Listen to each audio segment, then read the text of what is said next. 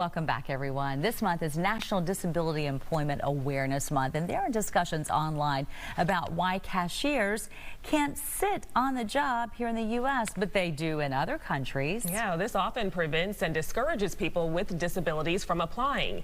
Anna Urena and Jason Jones joins us from the Coalition for Barrier-Free Living this morning to talk more. Good morning. Thanks for coming in. Thanks for having us. Good morning. Thank you so much. Yeah, so Anna, why do you believe, here in the U.S., they don't allow cashiers to sit down like they do in other countries? Well, it all depends on the company policies and the cultural norms that the company has. So it's not a requirement per se, but it all depends on that company whether they allow their employees to sit or not.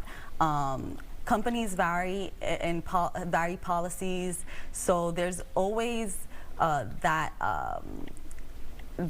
misinformation of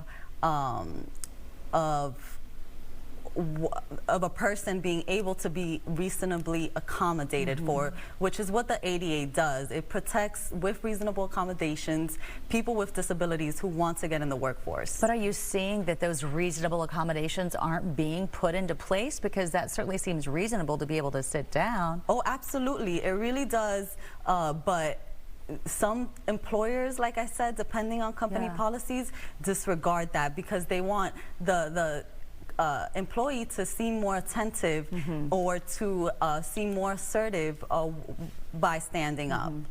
So talk about some of the industries where it's pretty difficult for people with disabilities to get employed. There are industries like the technology industry or the manufacturing industry that have physical demands that maybe people with disabilities can't function in.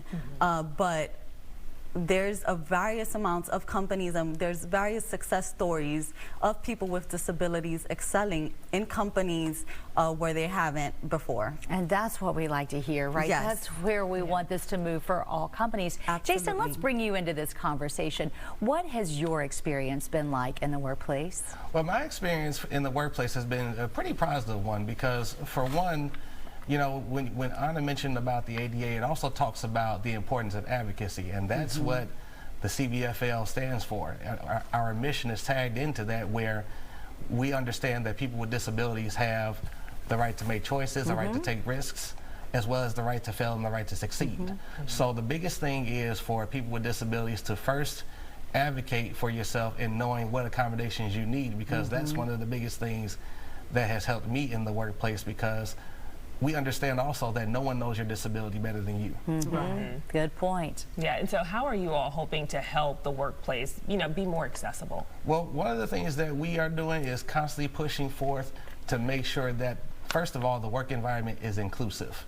That's the biggest thing, and that's for all disabilities, whether it's with me having a visual impairment and the assistive technology that I use, or whether it's a wheelchair user, or even those disabilities that are not visible.